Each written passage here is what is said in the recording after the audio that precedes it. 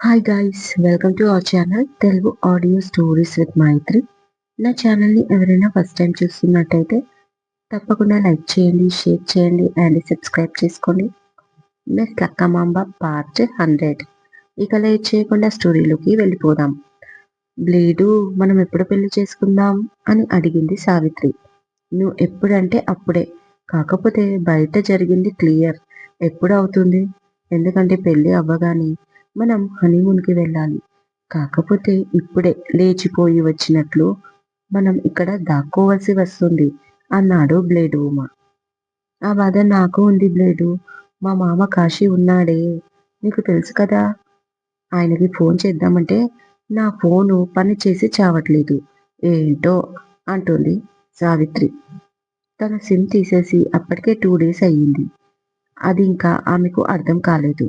అవునా, ఏది నీ ఫోన్ ఇటివ్వు, నేను చూస్తాగా అంటూ ఫోన్ తీసుకొని ఆమెకి కనిపించకుండా వేరే సిమ్ వేశాడు బ్లేడు బొమ్మ. ఓకే, ఇప్పుడు కలుస్తుందేమో చూడు అన్నాడు. వెంటనే ఫోన్ తీసుకొని కాశీకి ఫోన్ చేసింది. రింగ్ అవుతుంది అంటుంది ఫోన్ కలవడంతో సావిత్రి. చాలాసేపటికి ఫోన్ లిఫ్ట్ చేశాడు కాశీ. మామ, నేను సావిత్రిని అనగానే, ఏ సావిత్రి, ఎక్కడికి వెళ్ళిపోయావు? అసలు ఎక్కడున్నావు నువ్వు? ఎన్ని రోజుల నుంచి వెతుకుతున్నాను తెలుసా? నువ్వు క్షేమంగా ఉన్నావా? అసలు ఎక్కడ నువ్వు అని అరిచినట్టే మాట్లాడాడు కాశీ. అబ్బా, నేను బానే ఉన్నాను మామ, నాకు కావలసిన వాళ్ళతోనే. కాకపోతే నీకే ఈ విషయం చెప్దామని ఫోన్ చేశాను అని సావిత్రి అనని, అది సరే, నువ్వు ప్రస్తుతం ఎక్కడున్నావు, నీకేమైందో అని నేను ఎంత భయపడ్డానో తెలుసా? అసలు నువ్వు ఇప్పుడు పెద్ద కేసులో లీడ్ రోల్ చేస్తున్నావు అని కాశీ అనగానే, ఆ రూళ్ళు రోకళ్ళు నాకు వద్దు మామ. నాకు కావలసిన వాళ్ళు నాకు దొరికేశారు. నేను పెళ్లి చేసుకుంటున్నా. ఆ విషయం నీకు చెప్దామనే ఫోన్ చేసిన అని బాంబు వేసింది సావిత్రి. ఏంటి, నీకు పెళ్ళా? ఏంటి పెళ్ళి? ఎవరితో? నువ్వు ఇష్టపడ్డవాడు ఎటో వెళ్ళిపోయాడు అన్నావు కదా. ఇక నీ జిందగీలోకి రాడు అన్నావు కదా. ఇక నువ్వు పెళ్లి చేసుకోను అన్నావు. అనగానే, ఏమో, నన్ను వెతుక్కుంటూ మళ్ళీ వచ్చిండు, చేసుకుంటా అంటుండు. నేను కూడా సరే అన్నా. అదే విషయం నీకు చెప్దామని ఫోన్ చేసిన అనగానే, ఏంటమ్మా ఈ టైంలో పెళ్ళి అంటున్నావు? అసలే ఈ కేసు ఎక్కడికి వెళ్ళను అన్నట్లుగా తయారయింది. ఆ పోలీసోడు ఇంకా సస్పెండ్లోనే ఉన్నాడు. ఉద్యోగం ఊడలేదు వాడికి. ఇప్పుడు నువ్వు పెళ్లి చేసుకుంటే ఈ విషయం బయటికి వచ్చి కొత్త కొత్త అనుమానాలు పుట్టుకొస్తాయి సావిత్రి. అలా జరిగితే అప్పుడు అసలుకే ఎసురు వస్తుంది అని కాశీ అనగానే, ఏంటి మామ, మేనగోడల్ని అంటావు? మరి నువ్వు నా మేలు కోరావా? 20 ఏళ్ల సంధి నేను పెళ్లి చేసుకోకుండా మూడువారిన. ఇప్పుడు నా తోడు నాకు దొరికితే నువ్వు గట్లంటావా? నువ్వు గిట్ల నేనా మాట్లాడేది? నాకు ఈ కేసు గట్రా అవసరం లేదు. నేను పెళ్లి చేసుకుంటున్నా శ్రీశైలం పోయి. మళ్ళా నీకు చెప్పకపోతే హైరానా పడిపోతావని చెప్తున్నా అని సావిత్రి అనగానే, సరే చేసుకుంటా అంటున్నావు కదా, చేసుకో. లగ్గమైనాక గుట్టుగా వచ్చి ఎంత డబ్బైనా ఇస్తా. అది తీసుకొని ఎటైనా దూరంగా వెళ్ళి వేరే రాష్ట్రంలో బ్రతకండి అని కాశీ అనగానే, ఓ, ఎక్కడో బతకాల్సిన అవసరం నాకేంటి? నా బ్లేడు తోటి నేను ఇక్కడే బతుకుతా. ఈ హైదరాబాద్లో ఓల్డ్ సిటీలోనే ఉంటా. బ్లాక్ టికెట్ నాకు అన్నం పెట్టింది. నాకు నచ్చినట్టు ఇక్కడే బతుకుతాం అని సావిత్రి అనగానే, నువ్వు అలా హైదరాబాద్లో కనిపిస్తే నిన్ను లేపేస్తారు సావిత్రి. నా మాట విను. ఆ ఇన్స్పెక్టర్ శౌర్య కేసు ఇంకా కొలిక్కి రాలేదు. బయట మీడియానే కాదు, డిపార్ట్మెంట్ వాళ్ళు కూడా నిన్ను వెతుకుతున్నారు. అబలా ఏమైంది, కేసు ఏమైంది అని. ఇక మీడియా గురించి చెప్పకు. నువ్వెటైనా వెళ్ళిపోతే ఆ శౌర్య యాదవే అతని నిజస్వరూపం నువ్వు బయట పెట్టావని కోపంతో నిన్ను చంపేశాడు అని నేను కొత్తగా స్టోరీని క్రియేట్ చేసి అప్పుడు వాడి జాబ్ ఊడి వాడు జీవితాంతం జైల్లో ఉండేలా ప్లాన్ చేస్తా. ఇప్పుడు నువ్వు నా మాట వినలేదనుకో, నిన్ను లేపేస్తాడు అన్న. నీ మంచి కోరి చెప్తున్నా అని కాశీ మరొకసారి బెదిరింపు ధోరణిలో చెప్పాడు. అంతే, ఎవ్వడాడు నన్ను లేపేటోడు, రమ్మను నా ముందలికి. ఆడి ఒంట్లోని నరాలన్నీ తీసి నరికి పడేస్తా అంటుంది ఆవేశంగా సావిత్రి. ఆ ఇన్స్పెక్టర్ శౌర్య కేసు ఇంకా ఒక కొలిక్కి రాదు. బయట మీడియానే కాదు, డిపార్ట్మెంట్ వాళ్ళు కూడా నిన్ను వెతుకుతున్నారు. అబల ఏమైంది, కేస్ ఏమైంది అని. నువ్వెటైనా వెళ్ళిపోతే ఆ శౌర్య యాదవే అతని నిజ స్వరూపం నువ్వు బయట పెట్టావని కోపంతో నిన్ను చంపేశాడు అని చెప్పి నేను కొత్త స్టోరీని క్రియేట్ చేసి అప్పుడు వాడి జాబ్ ఊడేలా చేసి వాడు జీవితాంతం జైల్లో ఉండేలా ప్లాన్ చేస్తా. నువ్వు నా మాట వినలేదనుకో నిన్ను లేపేశాడు అన్న.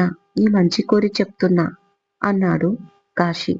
అంటే ఎవడాడు నన్ను లేపటోడు? రమ్మను నా ముందుకి. ఆడి ఒంట్లోని నరాలన్నీ తీసి నరికి పాడేస్తా అంటుంది అంతే ఆవేశంగా సావిత్రి. సో విన్నారు కదా కాశీ సావిత్రి మాట్లాడిన phone call recording.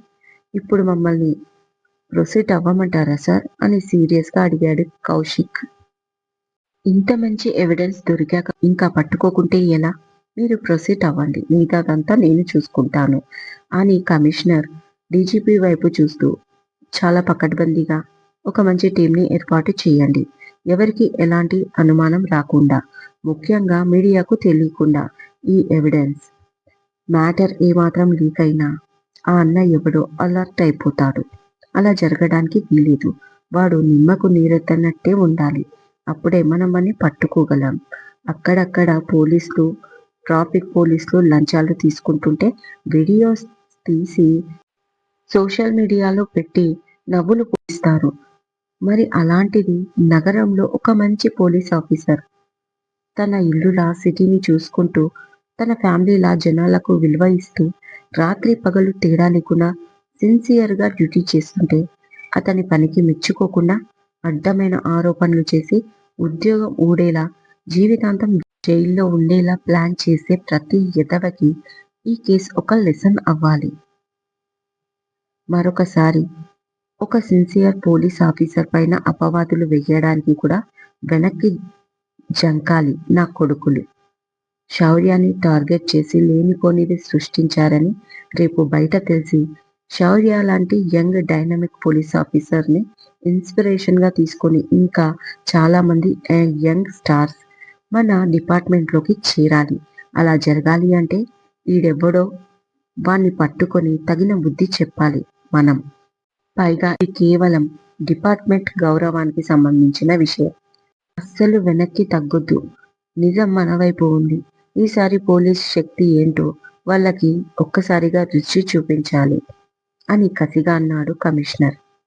Okay sir అని హ్యాపీగా సెల్యూట్ చేసి బయటికి వచ్చేశాడు కౌశిక్. ఈ హ్యాపీ న్యూస్ ని త్వరగా శౌర్యతో పంచుకోవడానికి. కడుపు నిండా తిన్న లక్కీ హ్యాపీగా ఫోన్లో శౌర్య పిక్ చూస్తూ పడుకుంది. అప్పుడే తనకి ఒక ఆలోచన వచ్చింది. వెంటనే బీరువా ఓపెన్ చేసి చీరలను చూసింది. పెద్దగా నచ్చలేదు అవి.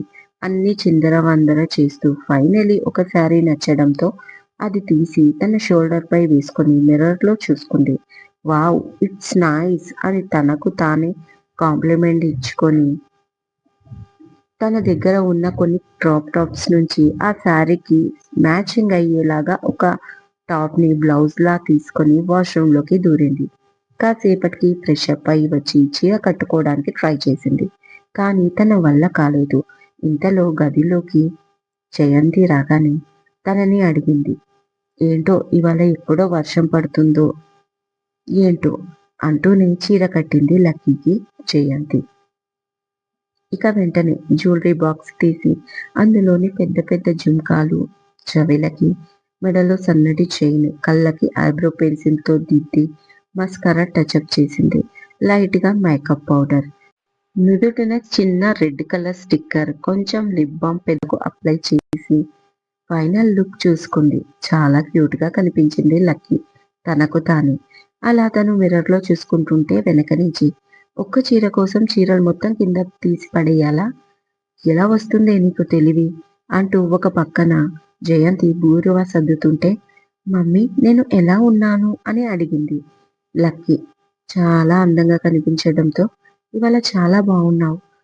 అప్పుడప్పుడు ఇలా ఆడపిల్లలా తయారవ్వచ్చు కదే అప్పుడప్పుడు ఇలా ఆడపిల్లలా తయారైపోవచ్చు కదే అంటూ దిష్టి చుక్క పెట్టింది జయంతి. నువ్వు కూడా బావలాగే అంటావు. నేను ఆడపిల్లని కాదా ఏంటి? అని కోపంగా విసుక్కుంటూ బయటికి వెళ్ళిపోతే, మరి ఇందుకే ఆడపిల్లవి కాదు అనేది. ముందు నీ 2 చేతులకి గాజులు వేసుకో అంటుంది వెనక నుంచి జయంతి. ఓహ్! మర్చిపోయాను అంటూ వెనక్కి వచ్చి సారీ మ్యాచింగ్ బ్యాంగిల్స్ వేసుకొని బయటికి వెళ్ళింది. అప్పుడే ఫోన్ మాట్లాడి రెడీ అవుతున్న శౌర్య మిర్రర్ నుంచి లక్కీని చూసి కొంచెం షాక్ అయ్యాడు. శారీ లక్కీ, లక్కీ శారీనా? అది కూడా ఈ టైంలో ఎందుకబ్బా? నన్ను ఇంప్రెస్ చేయడానికే అయ్యుంటుంది. రాక్షసి! ఇంప్రెస్ చేయడానికి శారీ కట్టుకోవాలా ఏంటి? తను ఎలా ఉన్నా నాకు నచ్చుతుంది. అది అర్థం కాదు ఈ పిచ్చి మొఖానికి. అన్నీ పిచ్చి పనులు అని మనసులో అనుకుంటూ తనకి వస్తున్న నవ్వుని చాలా కష్టంతో కంట్రోల్ చేసుకొని మరి తనని ఇగ్నోర్ చేసి వెళ్ళిపోయాడు. అంతే ఒక్కసారిగా తన అందాన్ని చూసి స్ట్రక్ అయిపోయి ఆగిపోతాడు అనుకున్న శౌర్య లక్కీని చూసి కూడా చూడనట్టు వెళ్ళిపోవడంతో పళ్ళు నూరుకుంది. ఇదండి ఇవాళటి ఎపిసోడ్. ఈ ఎపిసోడ్ మీకు నచ్చినట్టు అయితే నాకు కామెంట్లో చెప్పండి. అలాగే లైక్ చేయండి, షేర్ చేయండి, హైప్ ఇవ్వండి. సబ్స్క్రైబ్ చేసుకోండి నా ఛానల్‌ని. మరొక మంచి ఎపిసోడ్‌తో మీ ముందు ఉంటాను. మైత్రి.